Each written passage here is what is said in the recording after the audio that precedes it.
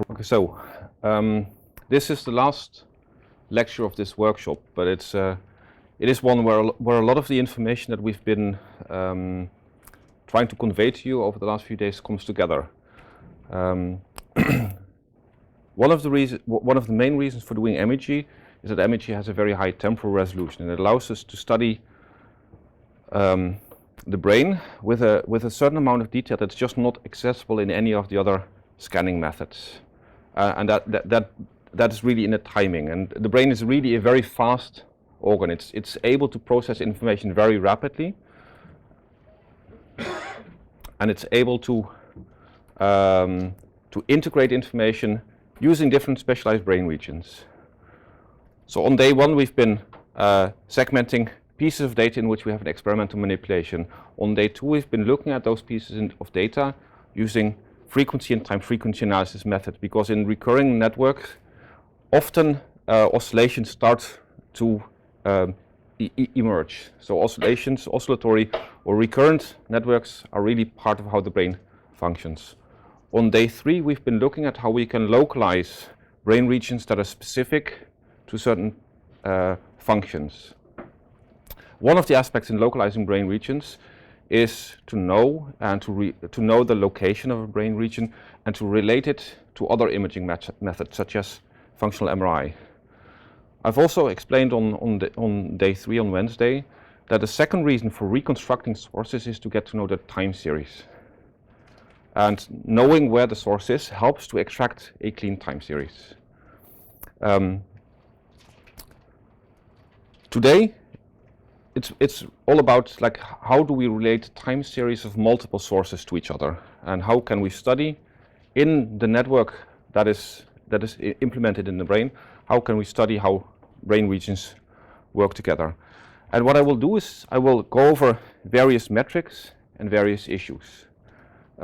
There's a huge amount of work has been done on connectivity measures, and I will show a few of those connectivity measures and try to get you to understand the subtleties of those connectivity measures. I'm not going to go over all the possible connectivity measures because that would take more than a full week.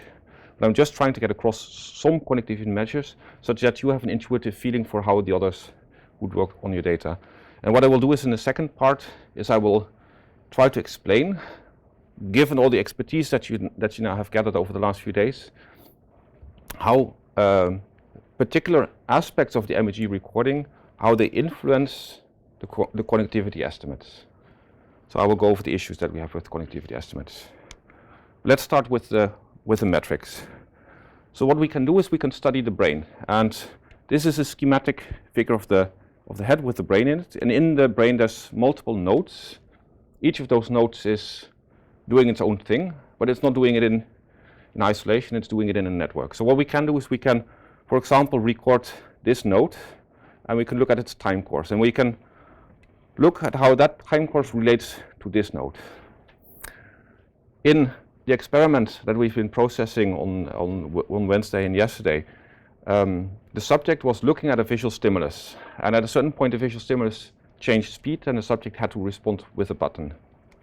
So what we know is that visual information arrives in the occipital cortex, and somehow that information is being used to convey, perhaps through parietal regions, to the motor regions, to command something's happened, you have to respond. There's executive control regions involved in this that influence both the motor command, that also get input from the visual region, and we also know that the peripheral nervous system is involved. So what we can do is we can also look at this projection to the alpha motor neuron in the spinal cord and to the muscle. So rather than studying the brain by itself, we can study the brain in its environment. And this is also one of the paradigms that we've been using in the past, where we were not sufficiently confident in whether we were able to estimate connectivity between two brain regions. So we basically estimated connectivity within the central nervous system relative to the peripheral nervous system. That's cortical muscular coherence. Cortical muscular coherence directly is a measure of connectivity, but it's using two measurements that are far apart from each other, and that makes it much easier. Most people will be interested in studying networks that are purely in the brain. And then the thing that you have to keep in mind is, can I pick up the signal here and here sufficiently separately from each other? There's many different methods of connectivity. So we have effective connectivity, we have functional connectivity, you have model-based versus data-driven. We have connectivity measures in the time domain or in the frequency domain. And we have linear connectivity measures or non-linear connectivity measures. That is the corner in which we have implemented most expertise in field trip, like most methods in field trip in which we have most expertise. That's not to say that these are not interesting and important, but this is like the methods that are most easily accessible to you if you use the field trip toolbox. If we think about frequency domain connectivity, there's a whole zoo of methods out there. So we have, for example, the coherence coefficient, phase locking value, phase synchronization, partial directed coherence, pairwise phase consistency, phase lag index. There's a whole variety of methods, and they all come with their own acronyms, and they all relate somehow to each other. And there's no way that I'm able to explain all of the details of these individual connectivity measures to you. What I'm going to do is I'm going to show two of these connectivity measures, and I hope that from the literature that you'll be able to pick up the relevant differences between them so that you can make an informed choice as to which one is the most appropriate for you. Before I do that, I first want to recapitulate what is an oscillation. So an oscillation is something like this. It has a certain period, it has a certain amplitude, and it has a certain phase. That's what we saw on Tuesday. And you can also think about an oscillation in this way. So, and this is a schematic depiction that I'm going to use. So what you see here is the complex plane. And, sorry, I have to do it like this.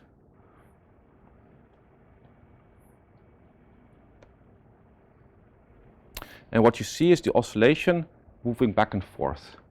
So rather than looking at it like this, what we do is we look at it like this. So we think of the oscillation or the ongoing brain signal in the complex plane, where we can express it in complex numbers, where we have a phase and an amplitude. So the phase is like the direction in which the arrow is pointing, and the amplitude is the length of the arrow. Is this clear? Okay, so you don't really have to understand complex numbers, but it helps quite a bit. So if you're not familiar with it because you've never been trained in it, just look them up on Wikipedia or just Google for them. I'm pretty sure that they will be explained in a very intuitive manner somewhere on the internet. Okay, so if we're studying networks, then we're not interested in the oscillation in a single brain region. We're interested in oscillation in two brain regions. So let's look at two brain regions. So what I have here is the oscillation in one brain region, and here I have the oscillation in the other brain region. And we can consider these two brain regions to be synchronous if the oscillations are in synchrony. So let me play it once more. So what you see is that one oscillation is doing this, and the other oscillation is doing this. So they're not really in synchrony. The way that we can analyze this is by looking at the phase difference. So let me start it once more. So for every point in time, I'm computing the difference in this arrow and this arrow. I'm plotting the difference here. And what you see is that over the course of time, the phase difference changes over a really large range. So in this case, the two oscillations are not synchronous. If we move on. Yeah, so the phase difference is very scattered, and we imply from this that we have a low synchrony. If we now move on to this one, where the two oscillations are really like doing like this. Not all the time, but most of the time they're going in synchrony. What you see is that the phase difference, it still scatters a little bit, but it doesn't scatter as much. So once more. So the phase difference is primarily over here, and there's like occasionally it jumps there, but it's most of the time it's over there. But you need to have the same frequency for both. If you want to compare theta and gamma, for example, it's not the same. It's fast coherence in that case? Here, I'm indeed working towards coherence here. If you compare frequencies at different, if you compare oscillations at different frequency bands, what we typically do is that we're not looking at the phase of both frequencies, but we're looking at the phase of one frequency and the phase of the amplitude envelope of the other frequency. So, for example, theta gamma coupling is a theta oscillation where at a certain part in the theta oscillation the gamma amplitude is large. So the signal processing that we use there is that we first estimate the gamma amplitude, and then subsequently from the gamma amplitude envelope we estimate the phase of the gamma amplitude envelope at the theta frequency, and then we look at whether the theta whether the low frequency phase of the gamma amplitude envelope is phase consistent with the theta phase. This is what happened actually, if you remember from Tuesday, one of my examples where we studied the phase amplitude coupling from alpha to gamma in that case. Yeah. Okay, so we're looking at phase difference, and okay, and if the phase difference is very clustered in this representation, then what we say is that we have a high amount of synchrony. This is something that we can further operationalize. So what we have is we have the signal x1, which we can express as a complex number. We have the signal x2. So both have an amplitude and both have a phase. And by taking the complex conjugate multiplication of these two signals, we get this one. So this is x1 times the complex conjugate of x2. And that's the amplitude of both times e to the power I phi 1 minus phi 2. This is the phase difference. And you can imagine this together is a number, this is the phase, so that's why we can plot it so simply like here. Yeah? The coherence, which is a method that has been used a lot in studying connectivity between brain regions and connectivity between brain and muscle, is computed from the cross-spectral density matrix. And the cross-spectral density matrix, that's also the one that we use for beamforming in the frequency domain. That's basically the conjugate multiplication of the frequency domain representation of the signals. So what we have is we have the two signals, which in the frequency domain are expressed like this, and this is the cross-spectral density. The idea of coherence is that we compute the cross-spectral density for each of the trials, for each of the observations at which we have data. So if I take this number, and if I compute it for the first trial, for the second trial, for the third trial, etc., and if I average all of these, what I get is this arrow. If I do the same thing in an example in data where the phase difference is inconsistent from the first to the second to the third, etc., if I average all of these arrows, I get a very short arrow. So these are the single trial cross-spectral densities, and if I sum and normalize it, I get a measure of phase synchrony. And this is, Alex mentioned this shortly before, as phase locking value. This is phase locking value between two numbers. So I can normalize it in different ways. So I can either normalize the coherence by taking the sum of all the cross-spectral densities, and I can normalize it by taking the sum of all the powers in one and all the powers in the other. Then I get the value which is which is called coherence. I can do the same thing, but rather on every trial I ignore the amplitude. So if I only look at the direction of the arrows, I get this one, which is basically this one, and this is usually referred to as the phase locking value. So the phase locking value only looks at the phase consistency, whereas coherence looks at both at phase and amplitude consistency. But conceptually they're very similar. So how can I visualize consistency and amplitudes? In the previous slide where you have all the arrows. Yeah, so in this one we have you don't see the amplitude. What we've done here is actually we've computed the phase locking value because all the arrows have been normalized to a length of 1. What you can imagine is that if all these arrows have a different length, then also the consistency of this arrow is going to decrease. I will come to, I will touch upon this a little bit later. So this is coherence and phase locking value. What we can also do is we can, rather than taking the absolute value, we can compute the coherency. One feature that I want to point out in these two equations is that coherence is a measure between 0 and 1. If the data is extremely phase consistent, like this is not perfectly phase consistent, but if the data is perfectly phase consistent, then the length of this arrow is going to be identical to the length of all of these arrows. And in that case I have a coherence of 1. If, as in this example, all the arrows are pointing in a different direction, I get a coherence which is 0. So coherence is bounded between 0 and 1. One thing that you have to remember is that coherence is an average over many trials. If I take a single trial, and if I would only have a single observation, what would the coherence be?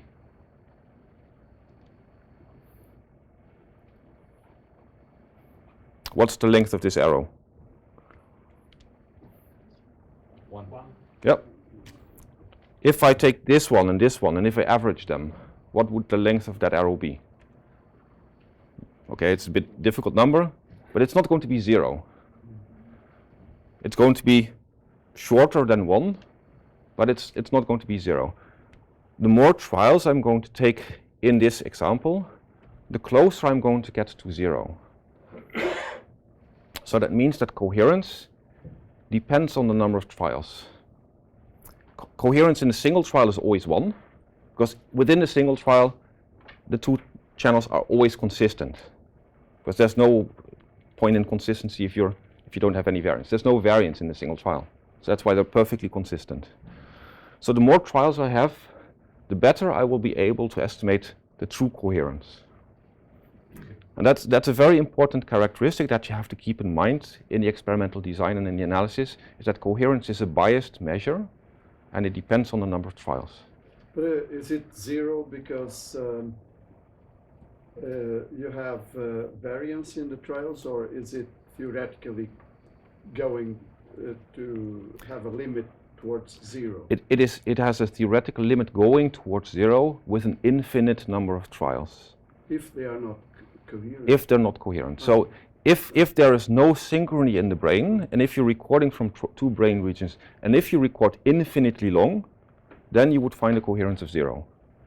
Since we're not able to measure infinitely long, even in the absence of any synchrony, we're always going to find coherence values that are larger than 0. And that is an important aspect to it, because having a coherence value that's larger than 0 doesn't mean that there's synchrony. It just means that you haven't been, it might mean that you just have not been recording long enough. Now, I will touch upon this later in the presentation. But remember that coherence, and not only coherence, but actually almost all measures of synchrony are biased measures and depend on the amount of data that you have.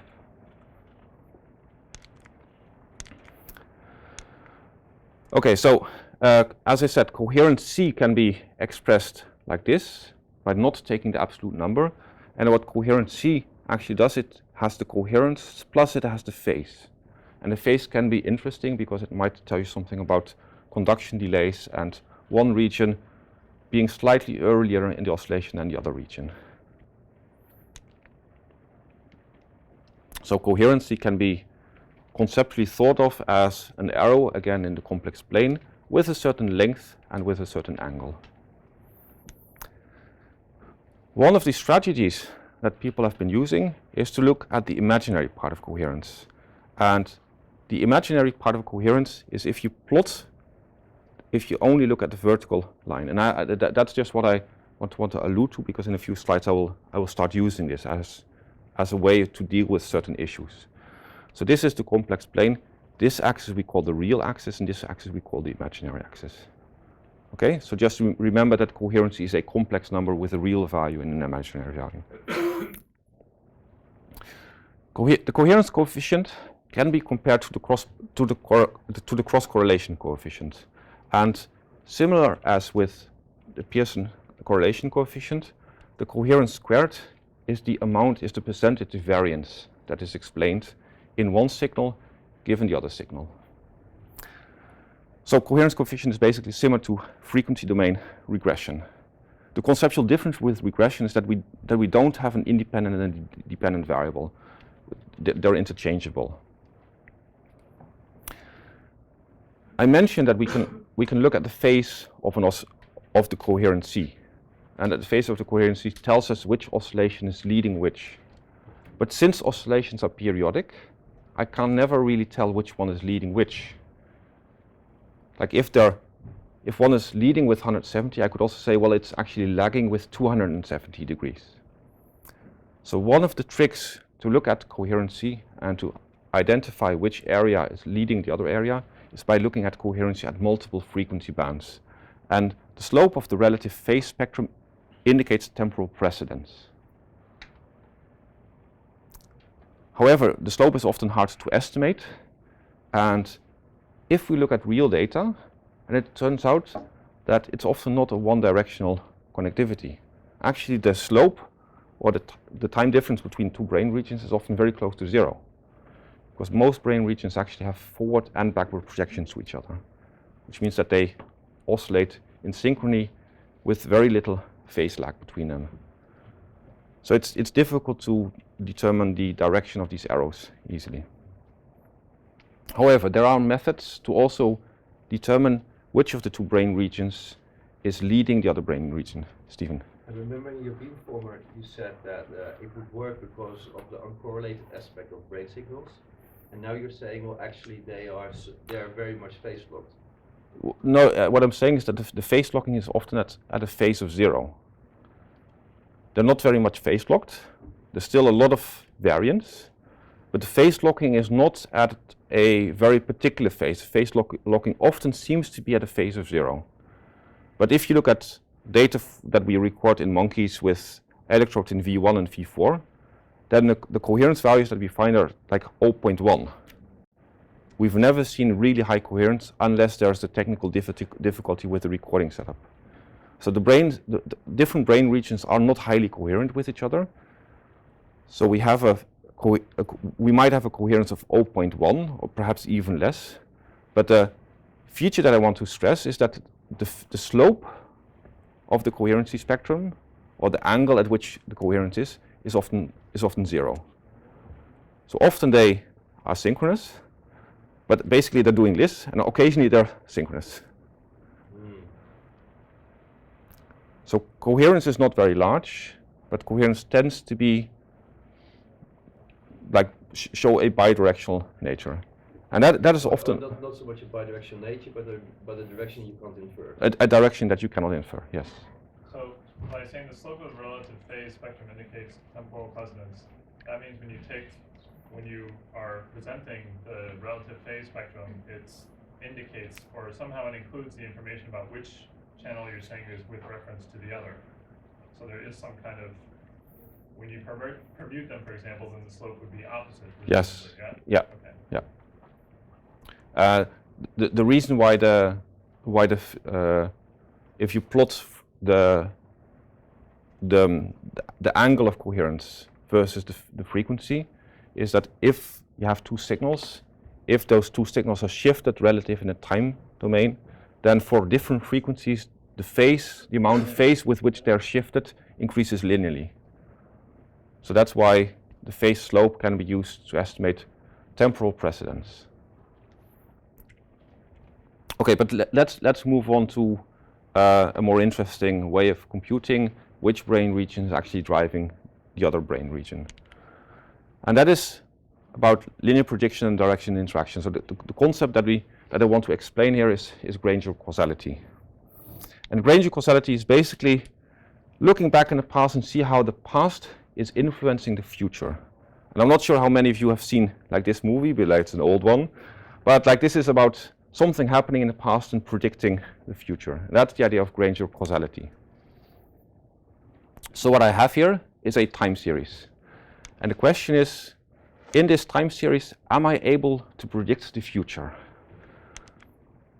And linear, linear prediction is done using autoregressive models. So what we do is we take a time series, and we take the same time series and we shift it by 1. So I've cut off the last sample and I've shifted it by 1. I again cut off the last sample and I shift it by 1. So what I do is I make a whole bunch of these time series, and the question is, can I predict this last sample from these ones? Like this is 1 sample in the past, this is 2 samples in the past, this is 3 samples in the past. But that's of course a question that I can ask for all possible time points. So what I'm going to do is I'm going to make a linear model that explains this whole time series from these time series. So what I'm looking for is I'm looking for a linear model with certain beta weights, that when I multiply this time series with a certain beta weight and multiply this one with another beta weight, and if I sum them all up, I predict this time series. So that's an autoregressive model.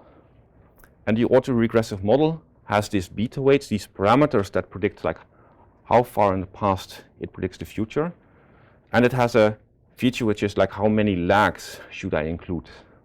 Like how far back in the past should I consider for explaining the future?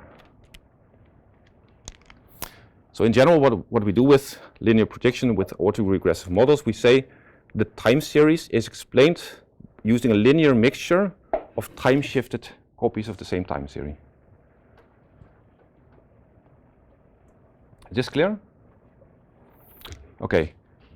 So this is for a single time series, and this whole idea was developed by Granger to predict financial markets, and it basically applies to a whole bunch of time series.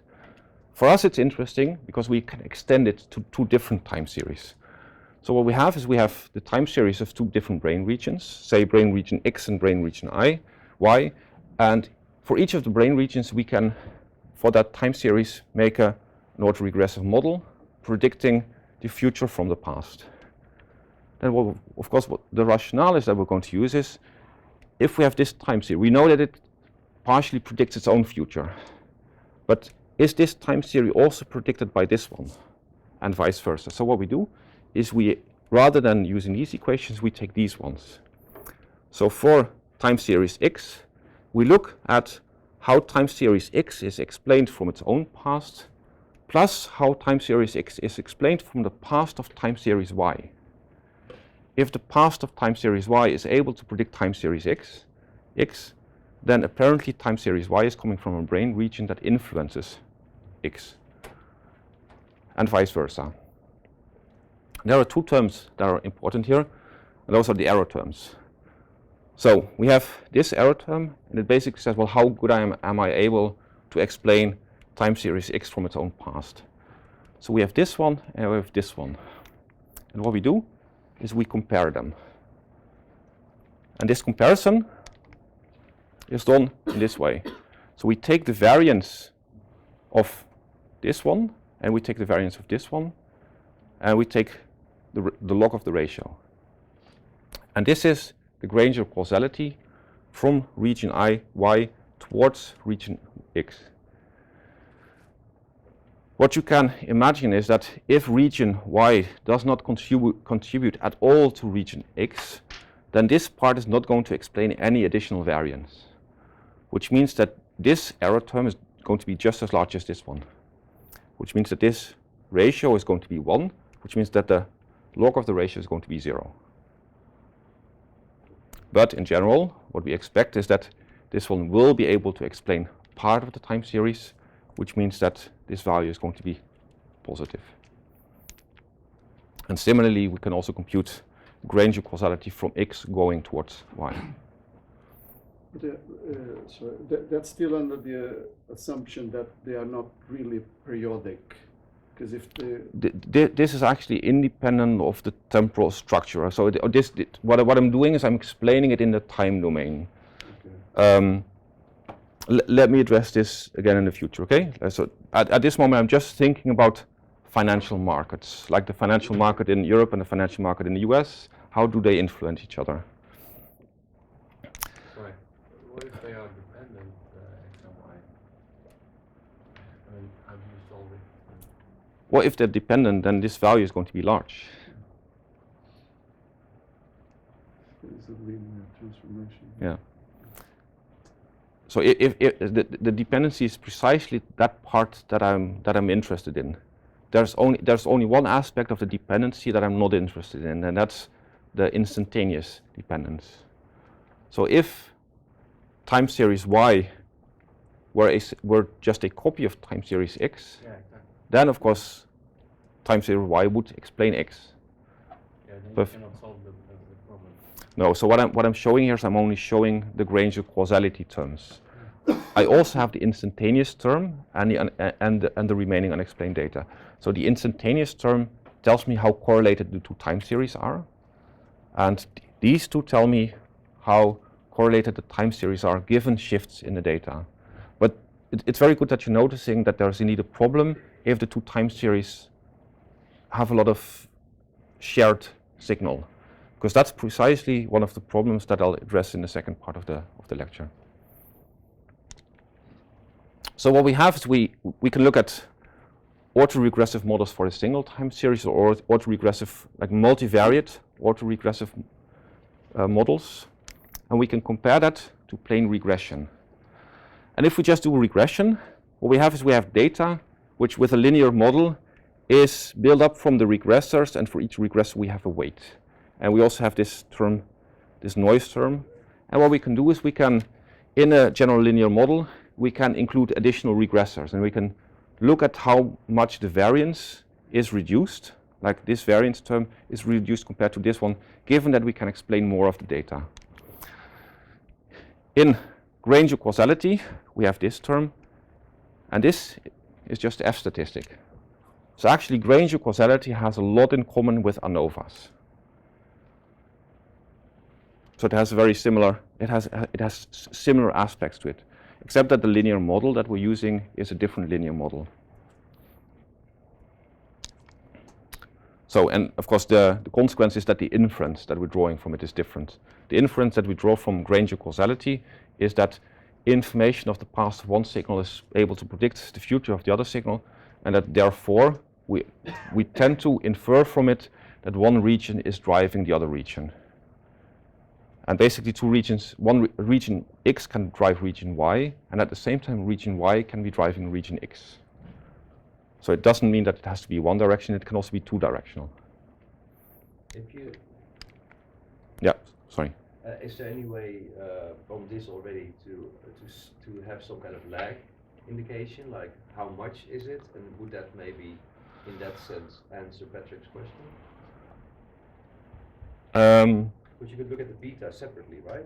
You can look at the distribution of the betas from, in relationship to the shift. You can look at the betas, but often the question, well, quite frequently the question is not what is the lag. If you want to estimate the lag, then probably you're better off doing an anatomical study in which you study the length of the pathway. We're looking at the system while it's dynamically constantly reconfiguring, and there's information flowing in both directions. So two regions start showing activity that is synchronous. The question is not so much what is the lag from activity going from here to here, but whether there is any information going from here to here.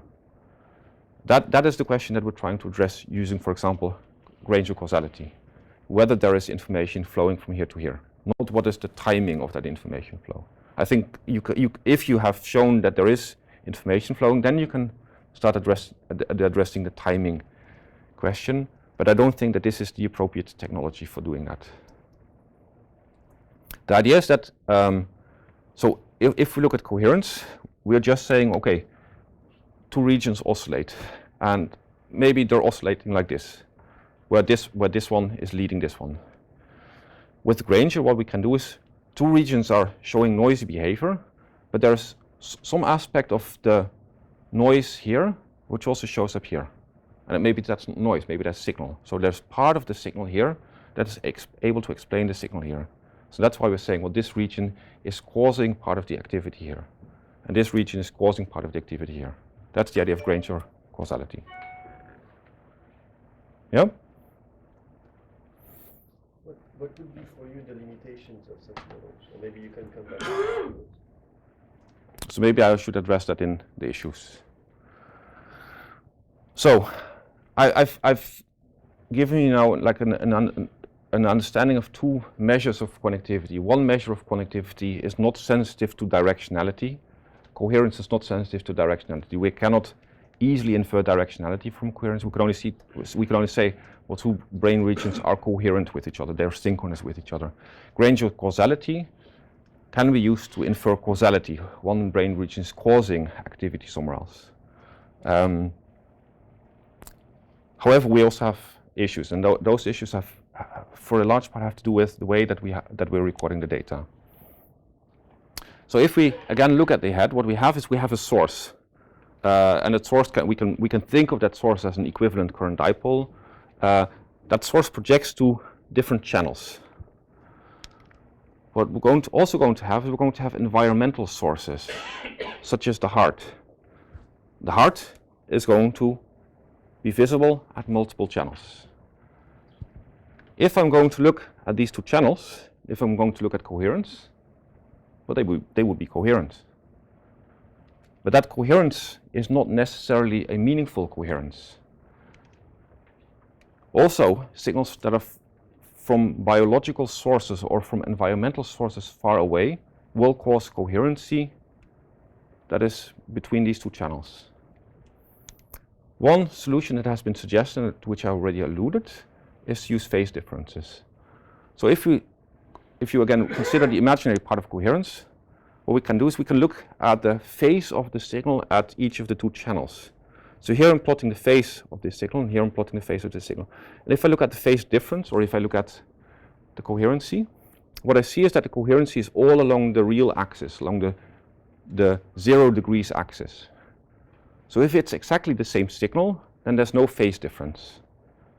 Okay, so that means that a signal which due to field spread is picked up by two channels has no phase difference. If we are then on the cautious side, we could say, well, all signals that have no phase difference, we cannot be sure that they are due to coherence of interesting brain regions. So what we can say, well, the imaginary coherence is 0, so that's why we do not trust this as truly connected channels. If I now consider the case where we have two different sources, one source here, another source here. So what I can again take at this channel, it's picking up this source, but it's also picking up a little bit of this source. This channel is picking up this source and also a little bit of this source. So what you will see is that these two channels in the frequency domain are going to be represented with an arrow that's just slightly pointing in different directions. And that's going to cause the coherence, or the coherency, to be not only along the real axis or along the 0 degrees axis, but it's going to be causing coherency to have a very small part along the imaginary axis, which is not 0. This is an approach that was suggested by Guido and Nolte a couple of years back, and it seems like a very elegant approach of trying to zoom in on that part of the data on the basis of which you can infer that there's true connectivity between two different brain regions rather than just field spread.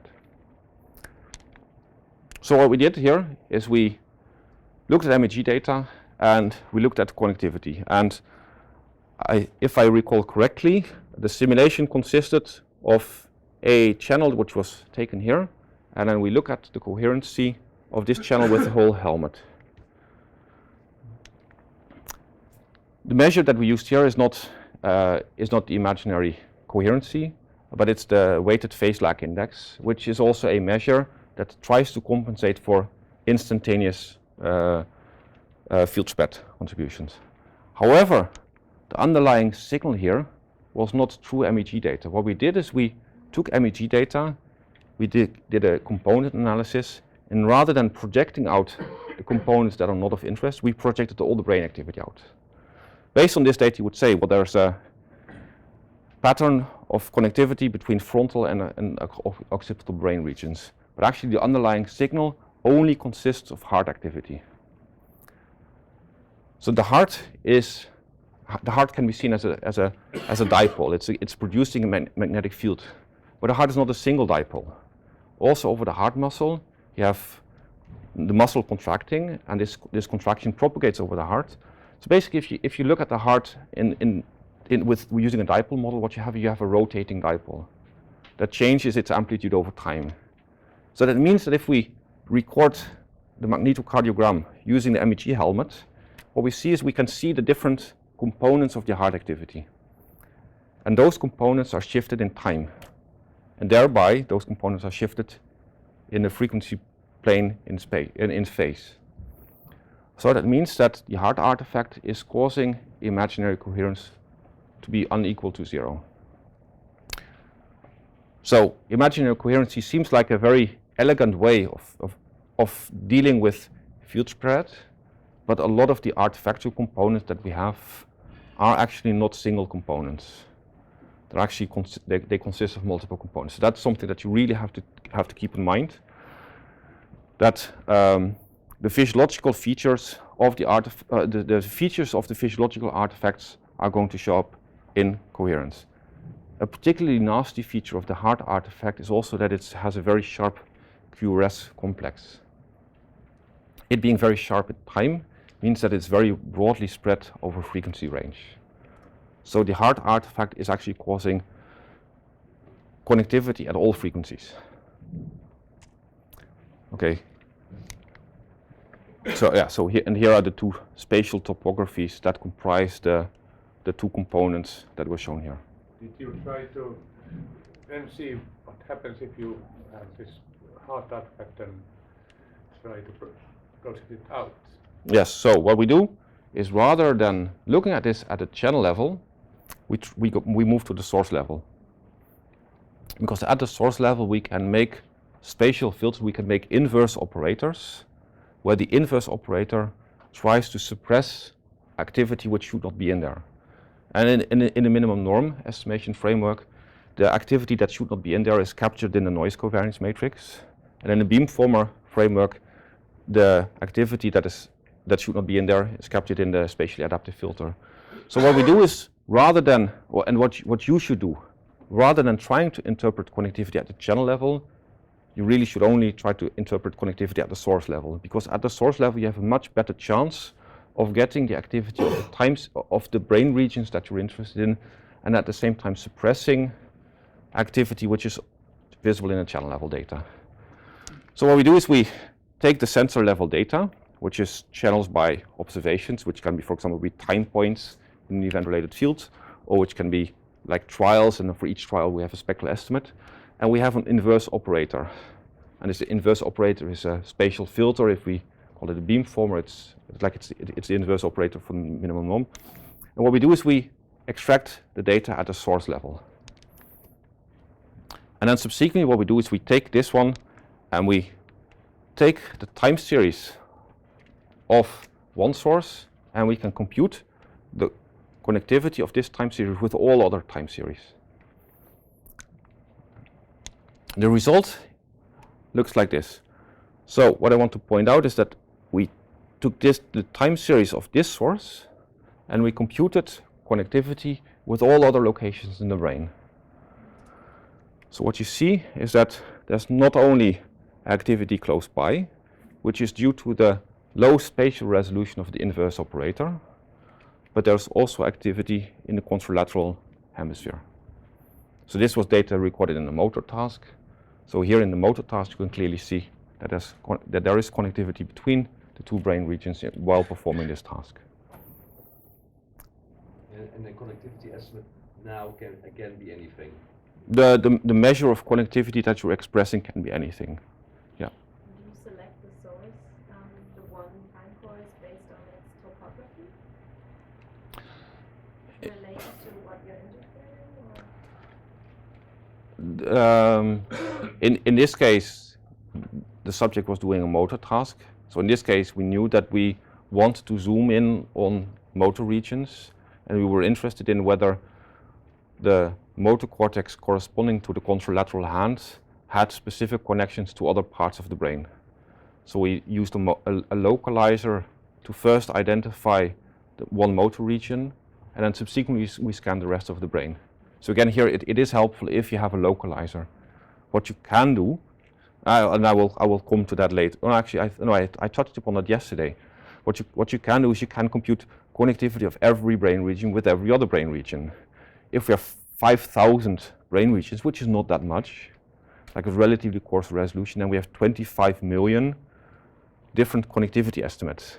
That's not only a lot of computational time, but it's also a lot of comparisons that you have to do if you're thinking about statistical testing.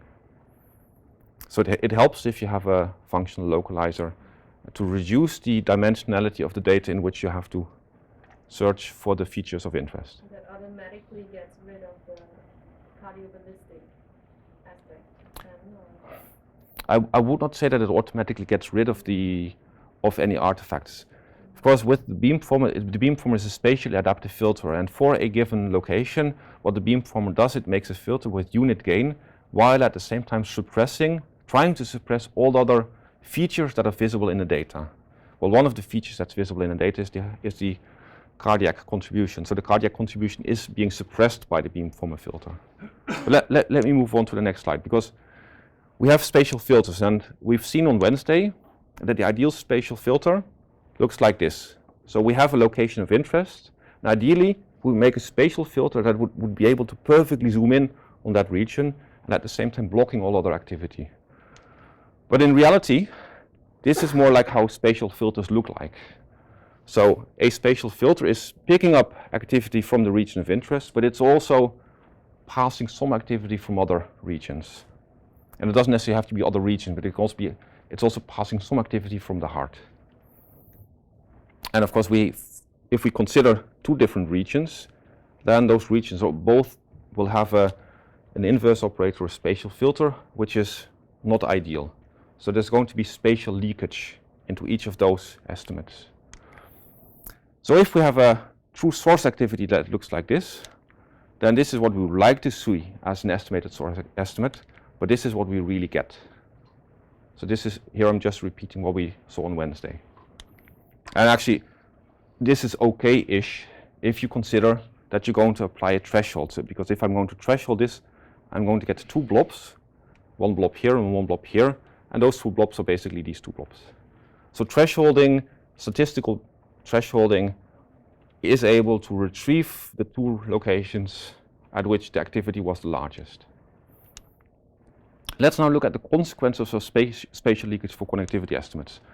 So let's say that we have this region, and this region is functionally connected with a distant region. So let's say that this is the spatial distribution of the true source connectivity. The estimated source connectivity that we're going to get looks like this.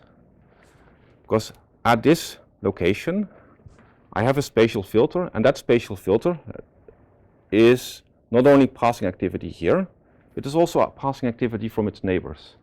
So we have a lot of spatial leakage.